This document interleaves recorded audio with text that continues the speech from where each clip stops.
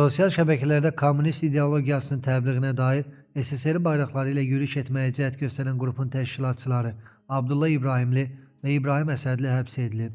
Doğru Xəbər Azərbaycan bildirir ki, Nizami rayon məhkəməsinin qərarı ilə təqsirləndirilən şəxslərin hər ikisi barəsində 3 aylıq həbs qəti imkan tədbiri seçilib.